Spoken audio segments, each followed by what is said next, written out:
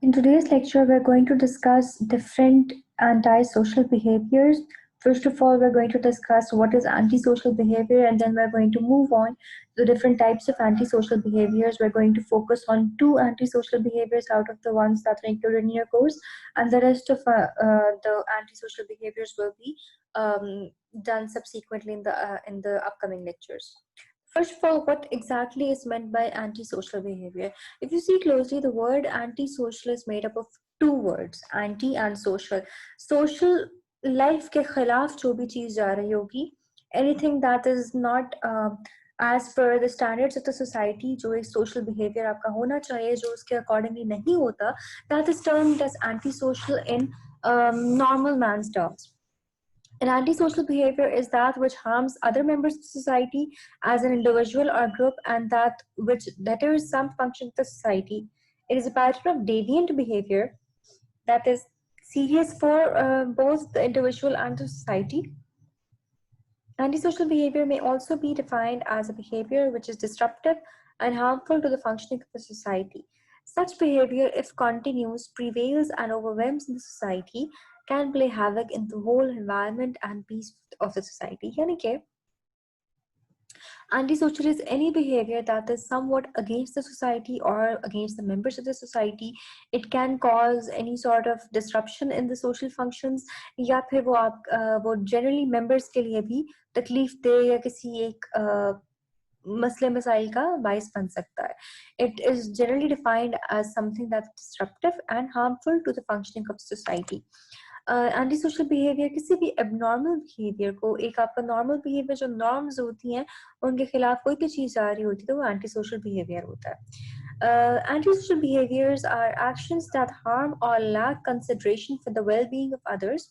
Many people also label behavior which is deemed contrary to the prevailing norms for the social conduct as antisocial behavior. यानी कि दो इसके अंदर aspects हैं, either antisocial will be something that is going to harm the society, या फिर वो करते हुए उस इंसान को ये वाली consideration नहीं रहती, ये वाली सोच नहीं आती कि his or her actions can actually compromise the well-being of other people. And second इसका aspect ये है कि sometimes such a behavior that is not seemed to be normal as per the society, अगर वो किया जा रहा हो, कोई contradiction आ रही हो, तो उसको भी antisocial behavior कहा जाता है. Now, what are the different theories about antisocial behavior? First of all, हम इसके ऊपर discuss करेंगे तीन different स्पेशलिस्ट केस, जो जीनोलॉजिस्ट होते हैं, एंथ्रोपोलॉजिस्ट होते हैं, साइकोलॉजिस्ट होते हैं. फर्स्ट ऑफ ऑल जीनोलॉजिस्ट जो होते हैं यानी कि जो जीन्स और हेरिडिटरी को स्टडी करते हैं, जीन स्ट्रक्चर को करते हैं. नाउ दे हाइपोथेसाइज कि जो आपके हेरिडिटरी फैक्टर्स होते हैं यानी कि जो आप अपने पेरेंट्स से इनहेरिट करते हैं, they play an important role in the development of anti social behaviour. यानी अगर आपका पेरेंटल बैकग्राउंड है, आपके पेरेंट्स में अगर कोई ऐसा है जो कि डिलिंक्वेंट है या क्रिमिनल बिहेवियर शो करता रहा है या एंटी सोशल बिहेवियर शो करता रहा है, तो इट्स मोर लाइकली कि उनके जो बच्चे भी हैं वो भी इस चीज को डेवलप कर सकते हैं. But the children of anti social parents are anti social not only because of heredity but also because of the familial environment in which they are brought up.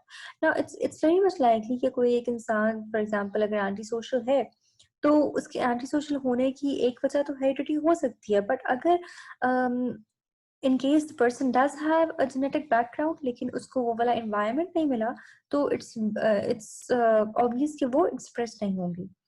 तो और अगर इसी तरह से हम कहें कि एनवायरनमेंट मिल गया इस तरह का अलोंग विद द जीन्स, तो वो डेफिनेटली एक्सप्रेस होने के चांसेस ज्यादा है. The cognitive processes of antisocial personality are weak due to the defective frontal lobe and irregularity of mental control box, यानी कि आपका जो थैलेमस है. यानी कि जिनोलॉजिस्ट जो होते हैं वो ये भी प्रपोज करते हैं कि आपके जो cognitive processes होते हैं antisocial personality जिनकी होती है, they are weak to begin with, and क्योंकि उनके brain functioning में या brain structures में कुछ deformities present होती हैं. Then anthropologists generally say that early social learning factors they play an important role in the development of antisocial behavior. एक इंसान का जो किसी भी सोसाइटी के ग्रुप के साथ जो एफिलिएशन होता है, it basically helps in understanding the causes of antisocial behavior. It is promoted in bad company due to negligence of parents या teachers role. यानी कि जो आपके ग्रुप एफिलिएशन होती है, जिस तरह के ग्रुप्स के साथ, जिस तरह के लोगों के साथ आपका उठना बैठना होता है, एंथ्रोपोलॉजिस्ट ये बात करते हैं कि वो उसके अंदर आप कॉजेज ढूंढ सकते हैं of a persons anti social behaviour. वो जनरली जब आपकी कंपनी अच्छी नहीं होती, आपका उठना बैठना अच्छे लोगों के साथ नहीं होता, और साथ में आपके टीचर्स या आपके पेरेंट्स की नेग्लिजेंस आ जाती है, तो फिर it can express itself. Thirdly, आपके साइकोलॉजिस्ट ये कहते हैं कि साइकोलॉजिकल और पर्सनल फैक्टर्स जो होते हैं वो एंटी सोशल बिहेवियर के जिम्मेदार होते हैं। पेरेंट्स और चिल्ड्रन का जब आपस में एग्रेसिव का रिलेशनशिप होता है, फॉल्टी होता है, इनसिक्योर होता है, तब भी एंटी सोशल एक्टिविटीज इंक्रीज होती हैं बच्चे के अंदर। और अगर वो बहुत ज्यादा ओवरली केयरिंग है या बहुत ज्यादा ओवरली इंट्रूसिव है, अथॉरिटेटिव है, बहुत ज्यादा डिक्टेट करते हैं अपने बच्चों को, बहुत ज्यादा उनको एक अलर्ट फेज में रखते हैं, उनको टेंस्ड रखते हैं, या फिर उनको बहुत ज्यादा प्रीच करते हैं, सिखाते हैं चीज के बारे में, बार बार बताते हैं, सोशल कोड्स एंड अथॉरिटी की तरफ बहुत ज्यादा सख्त मिजाज हैं, तो इन चीजों में भी there are chances that the child may go towards antisocial behaviors. Fourthly, criminologists ये कहते हैं कि आपका जो urban subculture है, in which criminal behavior is not only accepted but encouraged and trained as well. जो आपके slum areas होते हैं, जो आपके suburban regions होते हैं, उनके अंदर अक्सर ये चीजें पाई जाती हैं, because आपके जो सिटी इन्वायरमेंट के तंग इलाके हैं, जहाँ पे लोग ओवरली क्राउडेड हैं, बहुत डेंस पॉपुलेशन पाई जाती है, वहाँ पर लोग आपस में, या फिर in other words low income structures हैं, वहाँ पे क्रिमिनल बिहेवियर बहुत ज़्यादा पाया जाता है। और जब वो वहाँ पे पाया जाता है, तो it is not only just accepted over there, it's also trained and encouraged. Theory assumes that professional criminals are not psychologically disturbed, that they plan their activities very carefully, वो violent behavior को avoid करते हैं, but and if they caught, they adapt to the prison and achieve early parole by acting rehabilitated। यानी कि जो इंसान अपनी activities को इतने अच्छे तरीके से प्लान आउट कर सकता है, कोशिश करके वायलेंट बिहेवियर को अवॉइड कर सकता है, एंड अगर वो जेल में चला भी जाए, तो it can the person can actually achieve an early parole, यानी कि जल्द वो रिहा हो सकता है by acting कि हाँ भाई he has rehabilitation उसने acquire कर ली है, और उसने अपनी habits को change कर लिया है, now he is going to be going to be a healthy part of in the society। तो इस तरह के circumstances भी होते हैं, तो you cannot say that they are psychologically disturbed to begin with। तो एंटी सोशल बिहेवियर के डिफरेंट फैक्टर्स हो सकते हैं, डिफरेंट रीजंस हो सकते हैं जो पाया जाए किसी भी इंसान में। क्लासिफाई अगर हम करें कि किस किस तरह के एंटी सोशल फैक्टर्स होते हैं, now basically it begins in childhood most of the time and it lasts throughout the major portion of a person's life। आप चाइल्डहुड में अगर एंटी सोशल बिहेवियर शो करते हैं बचपन में, तो इट्स वेरी मच लाइकली कि आप बड़े होकर वो एंटी सोशल बिहेवियर जो है उसको कैरी ऑन करें। इट्स पॉसिबल कि वो ट्रांसफर हो जाए in any sort of a criminal behaviour. Secondly, environmental factors. जब आपकी इन्वायरमेंट आपकी खराब है, आप उठना बैठना अच्छे लोगों के साथ नहीं, आपकी बैड कंपनी है, आपका पीयर ग्रुप अच्छा नहीं है, तो एंटी सोशल बिहेवियर हो जाता है, बिकॉज आप एक अंडरस्टैंडिंग डेवलप कर लेते हैं करप्शन की, एंटी सोशल बिहेवियर की। जब आप अपने आसपास एक नॉर्मल चीज आपको लगती है, तो आपको वो करने में भी ज्यादा मसला नहीं होता। Emotional conditions and sudden trauma also causes antisocial behavior। किसी टाइम आप बहुत ज़्यादा इमोशंस में आके कोई ऐसा काम कर जाते हैं, कोई आप बहुत बड़ी तकलीफ में है जिसकी वजह से आप एंटी सोशल बिहेवियर शो कर रहे हैं। Then economic factor, financial problems, poverty and greediness are responsible for anti social behaviour. आपके पास, आप जब फाइनेंशियली सफर कर रहे होंगे, आपको पैसे की अशद जरूरत है, तो हो सकता है कि आप चोरी चकारी कर लें अपने उस नीड को पूरा करने के लिए, उस पॉवर्टी को खत्म करने के लिए। या हो सकता है कि आपको पैसे की इतनी हरस हो, इतनी ज्यादा आपको उसकी ग्रीडीनेस हो कि आप जानते बूझते हुए करप्शन करना स्टार्ट कर दें। It's very much possible, depends on the economic factor as well.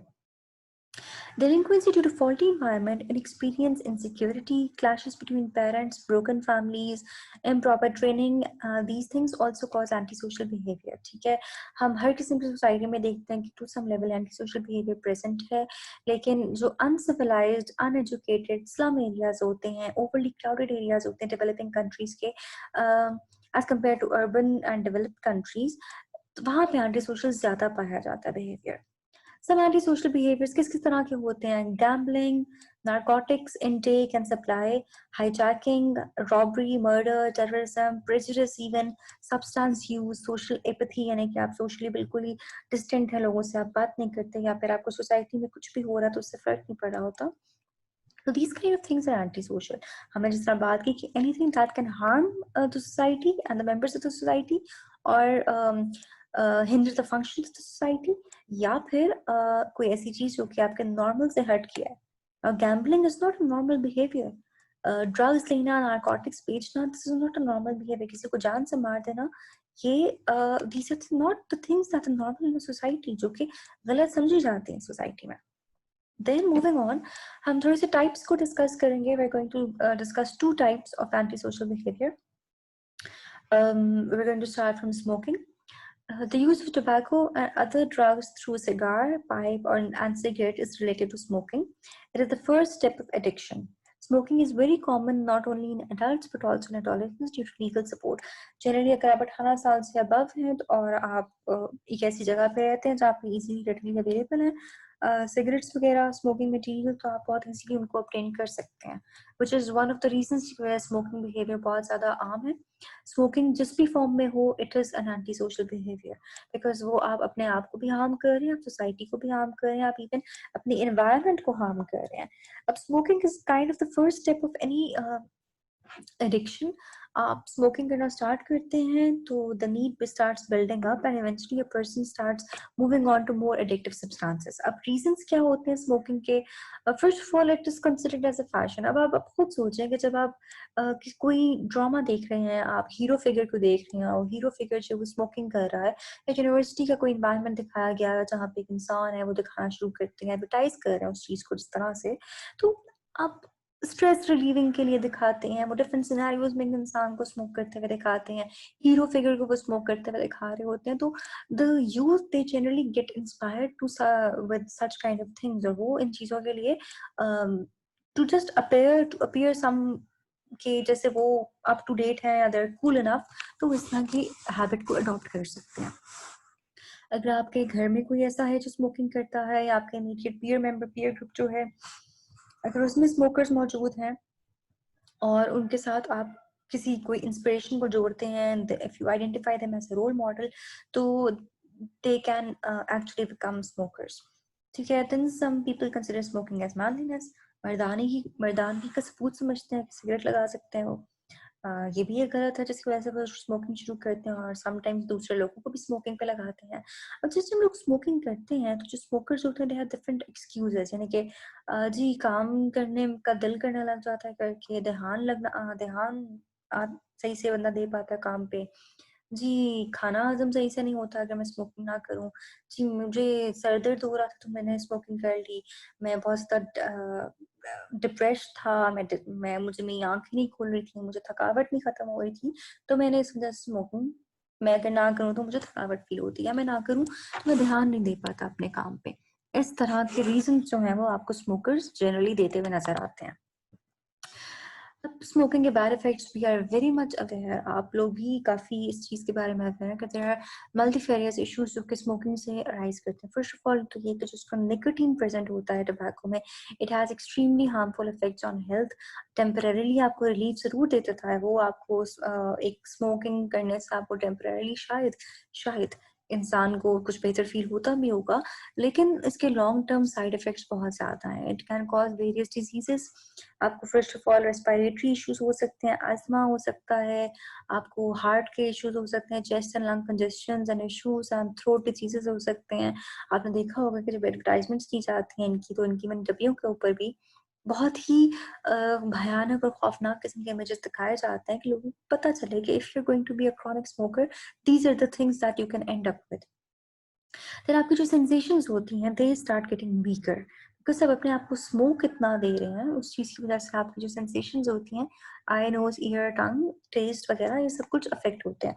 And mostly आपको बहुत ज्यादा फेटल डिजीजेस भी हो सकते हैं. You can develop lung and mouth ulcers, आपको ट्यूबरक्लोसिस हो सकता है, you can develop lung cancer, आपको ब्लड प्रेशर, हाइपरटेंशन के इश्यूज हो सकते हैं, आपके ब्लड में मसले पैदा हो सकते हैं. There are lot of things that can happen.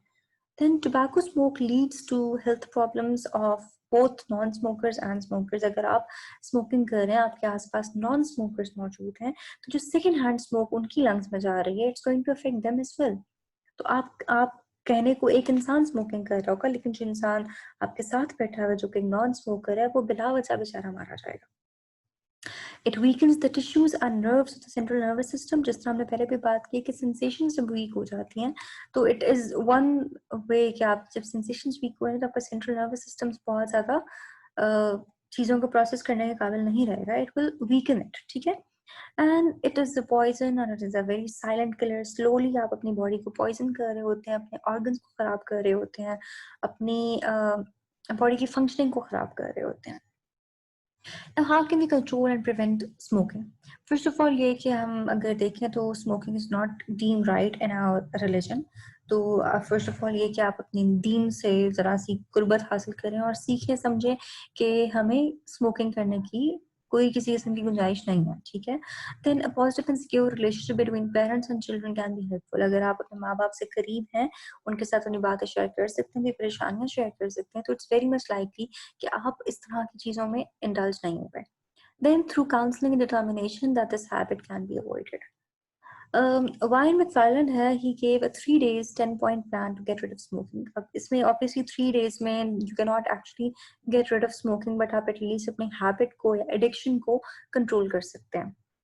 उसने कहा कि आप दिन में 3 दफ़ा नहाएं ताकि आप अलर्ट रहें, दिन में 6 से 8 ग्लास पानी पिएं, अपना रेस्ट कंप्लीट करें ताकि आपको ड्राउजीनेस ना हो, आपको कोई और बायोलॉजिकल रीजन ना हो, अपने आप को वर्क में बिजी रखें, अपना नाश्ता करें, अपना लंच वगैरह करें, सब कुछ करें. Then drink milk, juices, vegetable soup instead of tea और कॉफी. अगर आप बोरियत में चाय या कॉफी पीते हैं, basically you have to avoid any sort of caffeine intake और nicotine intake.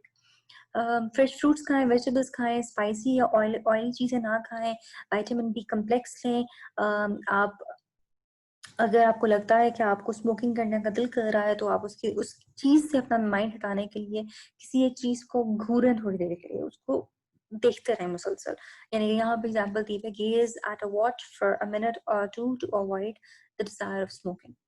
Keep the list of smoking harms, how smoking harms for you, to rehearse and abide by the prevention technique. यानी कि आप you should be very much knowledgeable about the harmful side of smoking, ताकि आप उस चीज़ को mind में रखते रहें और अपनी इस कंट्रोल को जारी रखें. The second type of antisocial behavior that we're going to discuss is drug addiction. अभी हमने पहले स्मोकिंग की बात की और हम उसके बाद ड्रग एडिक्शन की बात इसलिए करें कि most of the times smoking is a behaviour that eventually leads to drug addiction. तो we are going to discuss what is actually drug addiction, कौन कौन सी टाइप्स हैं ड्रग्स की, वो किस तरह से आपको अफेक्ट करती हैं, how are the different ways that you can actually treat a person with drug addiction. Taking drugs is not only an addiction but also a syndrome of psychological disorders that has been classified with reference to drugs and their use. हम क्योंकि आपकी book जो है वो DSM-4 के accordingly है, तो हम उसी को फॉलो कर रहे हैं फिलहाल. तो disorder has always existed in the DSM, Diagnostic Statistical Manual of Mental Disorders of the American Psychological Association. It has been given the name of substance use disorder in DSM-4-TR. According to DSM-4-TR, addiction can be defined as a habitual use or dependence on a substance which creates physical and mental change in behavior and mental state and is harmful for health and life. According to Reber, addiction is a psychological and physical overdependence of an organism on a drug. And according to Holy Prophet Hazrat Muhammad sallallahu alaihi wasallam, addiction is defined in the words that a thing which disrupts consciousness and senses is called an addiction. यानी कि जब आप सही से सोच नहीं पा रहे हो और आपको अपने आस-पास का नहीं पता, आप अपनी कॉन्शियसनेस को नहीं सही से हैंडल कर पा रहे, then it is known as an addiction. Drugs की 2 टाइप्स हैं. सेडेटिव्स हैं जिनको रिलैक्सेंट्स कहा जाता है, रिलैक्स करती हैं वो आपके सिस्टम्स को, and the other one is the opposite of it, stimulants, जो कि आपकी बॉडीली एक्टिविटी को, आपकी नर्वस एक्टिविटी को एक्साइट करते हैं.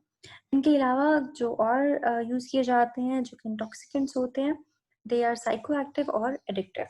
We're going to discuss psychoactive drugs इस टाइम पे. Psychoactive drugs आपकी वो वाले chemicals होते हैं जो कि एक इंसान के मूड, कॉन्शियसनेस, उसकी परसेप्शन, यानी कि टोटल साइकोलॉजिकल मेकअप को वो चेंज कर देते हैं, ठीक है, जो कि आपके साइकोलॉजिकली आपको बहुत ज़्यादा इलेटेड और एक्टिव करने के लिए यूज किए जाते हैं.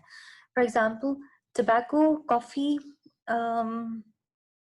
cigarettes, coca, anything that has caffeine and nicotine in it. These drugs have four subtypes. Stimulants होते हैं जो कि आपके activations में काम करते हैं, जिनके अंदर caffeine मौजूद है, nicotine, cocaine, ये चीजें stimulants है. Then depressants, not antidepressants, depressants जो कि आपको आपकी CNS एक्टिविटी को रिड्यूस करते हैं. इसके अंदर वीड है, कोडीन है, मॉर्फिन है, हेरोइन है. Third is हेलुसिनोजेंस. हेलुसिनोजेंस आपके लिए हेलुसिनेशंस क्रिएट करते हैं.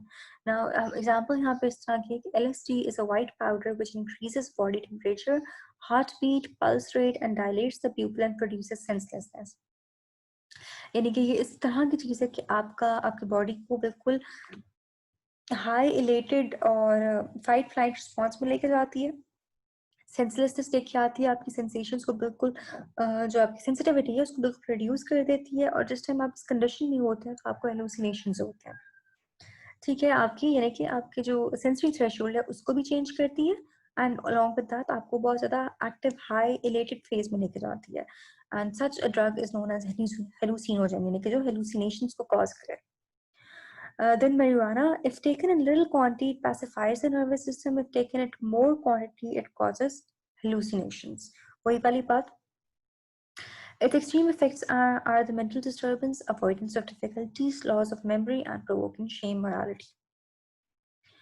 इसके बाद addictive drugs are the chemicals which loosen the control over an individual's senses and behavior. He may damage not only others, even himself, but he continues the use of different substances just for his enjoyment.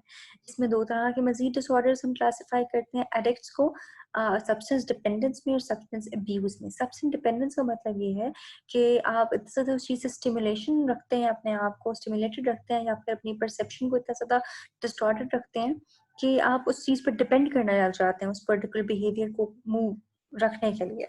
Then substance abuse ये है कि आप एक चीज़ को बहुत ज़्यादा इस्तेमाल कर रहे हैं जबकि आप जानते हैं कि वो आपके प्रॉब्लम्स क्रिएट कर रहा है लाइफ में, but still you can not stop using it, ठीक है.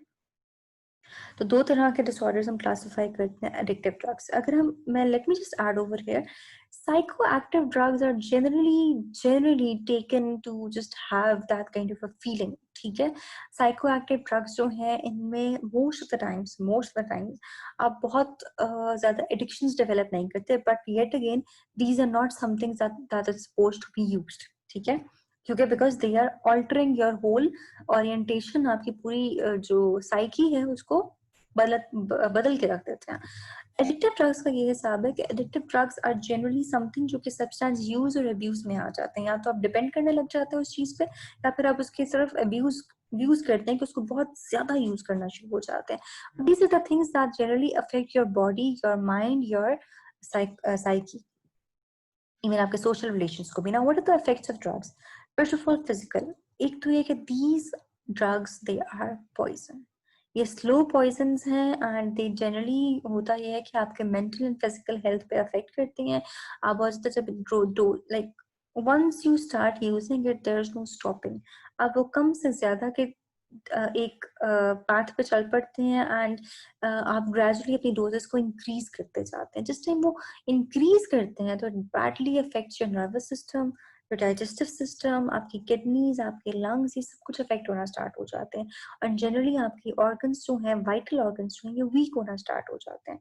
जब आपके ऑर्गन्स वीक होना स्टार्ट होते हैं तो इफ यू स्पेसिफिकली आपका इम्यून सिस्टम वीक होना स्टार्ट हो जाता है. जिस टाइम आपकी ये सारे बॉडी की वीकनेस आ जाती है, आपका इम्यून सिस्टम वीक हो जाता है, तो any kind of disease that you might encounter, your body is not able to combat it. जिसकी वजह से आपके even sometimes organ failures, different cancers develop हो जाते हैं and you can not sustain. the people, they lose control over their physical and mental activities, and and बहुत दफा क्या होता है कि क्योंकि they need that particular drug, तो वो उसको पाने के लिए किसी भी height तक, किसी भी limit तक जा सकते हैं, they even can begin to commit crimes. Second, इसके psychological effects अगर हम देखें तो जनरली जो लोग लेते हैं या जो स्टार्ट करते हैं वो इसलिए लेते हैं कि जी परेशानियों में है, एंग्जाइटी बहुत ज़्यादा आ रही है, हो रही है, और उन चीज़ों को कंट्रोल करने के लिए वो जनरली लेते हैं, बट या फिर अपनी माइंड को फोकस करने के लिए, अपनी क्रिएटिविटी एनहांस करने के लिए, या फिर लोगों से मिलने जुलने में, जिन लोगों को सोशल एंग्जाइटी है वो सोशल रिलेशंस को इम्प्रूव करते हैं, या फिर आप जनरली जिस तरह बताया मैंने कि आपके अगर कंपनी इस तरह की है, if you are in a bad company जहाँ पे लोग लेते हैं, तो आप सिर्फ कंप्लाई करने के चक्कर में कि यार मुझे वो अजीब ना समझे कि ये नहीं कर रहा, तो आप स्टार्ट कर देते हैं लेना, that is to enhance social relations. Then to deny the reality, अगर आप किसी ट्रॉमेटिक इवेंट से गुजरे हैं, बहुत बड़ी टेंशन से गुजरे हैं, कोई बहुत बड़ी परेशानी से आपके आई है, तो उस रियलिटी को डिनाई करने के लिए भी you start taking drugs.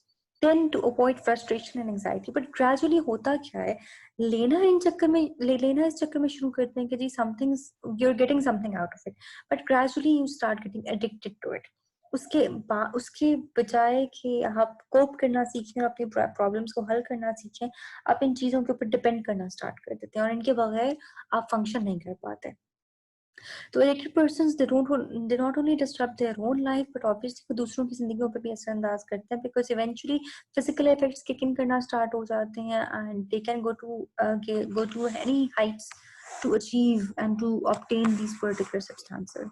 Domestic life आपके affect होती है, आपके relationships affect होते हैं, your marriage gets affected, आपकी social life affect होती है. Drug addiction like इतनी ज़्यादा इसके side effects हैं कि आप अगर गिनने में आए तो बढ़ते चले जाएंगे. Like there are so many. अब रीजंस क्या क्या आ जाते हैं, वही जिस तरह हमने अभी बात की है कि for enjoyment, mayor enjoyment, mayor उस एक्सपीरियंस को लेने के लिए. देन आप जब किसी चीज से विदड्रॉ करना चाहते हैं, कोई आपकी लाइफ में कोई ऐसी बात आ गई है जिस वजह से आप फ्रस्ट्रेट हो गए हैं, उस फ्रस्ट्रेशन को ओवरकम करने के लिए आप लेते हैं. To avoid domestic problems as unemployment, failure in love, loss of a life partner, divorce, separations, death of a loved one. Personality disorders अगर हैं, अगर आप एंटी सोशल पर्सनालिटी हैं, या आप अवॉइडेंट पर्सनालिटी हैं, आप डिपेंडेंट पर्सनालिटीज हैं, डिफरेंट हमारे पास डोमेन्स है पर्सनालिटीज की, तो personality disorders can actually lead you towards drug addiction as well.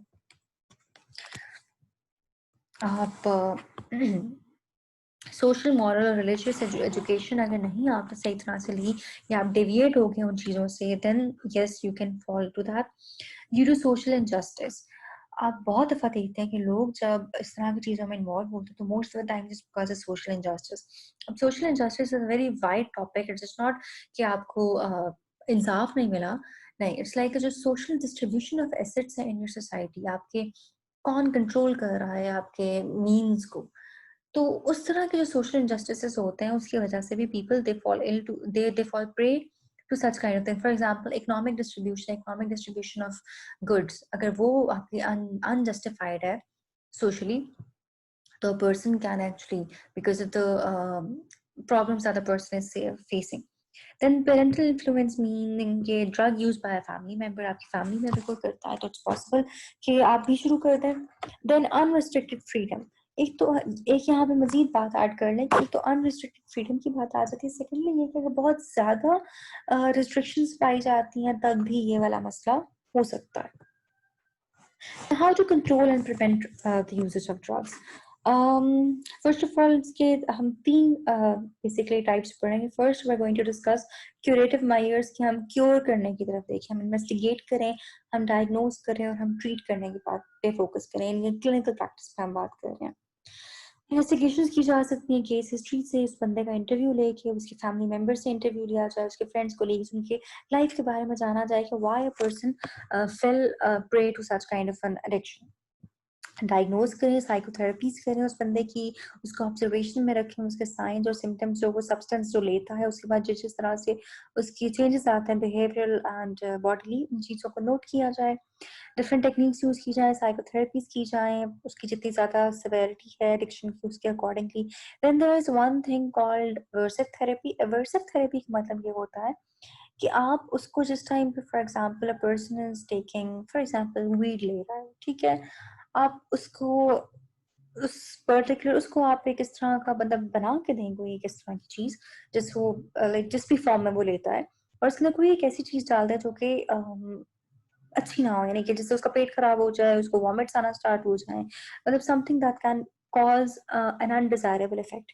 That is basically done aversive therapy. Aversive therapy में भी ये होता है कि जिस टाइम पे इंसान इस तरह की कोई चीज़ लेता है, फॉर एग्जाम्पल किसी को ड्रिंकिंग प्रॉब्लम है, ठीक है, अल्कोहल एडिक्शन है, आप उसको जब एक पर्टिकुलर आप उससे सारा केस लें, उसकी थेरेपी का ये पार्ट बना दें कि when you are going to buy alcohol, you are going to take it from us, ठीक है, आप हमारी जो क्लिनिक है आप यहाँ से लेंगे, you are not going to get it from anywhere, हम आपको सप्लाई करेंगे ताकि आपका कंट्रोल्ड यूज हो।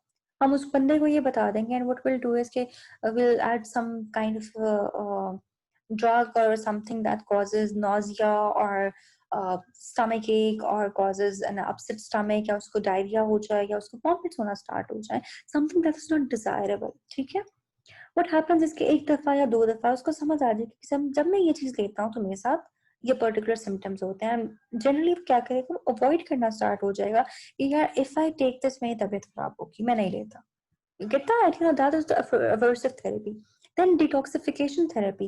For example, जो chronic smokers होते हैं उनके लिए निकोटीन पैचेस होते हैं कि वो निकोटीन लेते भी रहें और वो जो स्मोक है वो भी ना लें, तो वो डिटॉक्सिफाई होना स्टार्ट हो जाता है स्लोली एंड स्टेडीली। उनकी हैबिट, सिगरेट लगाने की हैबिट स्लोली एंड स्टेडीली खत्म होना स्टार्ट हो जाती है, यानी कि वो डिटॉक्सिफाई करना स्टार्ट कर देते हैं। देन आपके आता है रिफॉर्मेटरी मेजर्स। रिफॉर्मेटरी मेजर्स का मतलब ये है कि कंट्रोल किया जाए, डिफरेंट एसोसिएशंस बनाई जाती हैं, डिफरेंट रिहैबिलिटेशन सेंटर्स होते हैं, सोशल वर्कर्स काम करते हैं वहाँ पर, रिफॉर्मर्स होते हैं, टीचर्स वहाँ पे काम करते हैं, इवन कुछ ग्रुप्स बनाए जाते हैं, ग्रुप थेरेपी का अरेंज किया जाता है जहाँ पे ग्रुप्स के अंदर विलिंगनेस शो करते हैं addicts that they want to get rid of the addiction, control करना चाहते हैं उस चीज को, तो ग्रुप्स के अंदर प्रैक्टिसेस की जाती हैं वेरियस, जिसके अंदर अपना हेल्दी एक्टिविटीज करवाते हैं उनको, रिलीजियस एंड मॉरल रिचुअल्स उनको मजीद एजुकेट किया जाता है उन चीज़ों पे, डिफरेंट किस्म की स्पोर्ट्स करवाई जाती हैं ताकि वो इस चीज़ से निकलने की अपनी भरपूर कोशिश करें।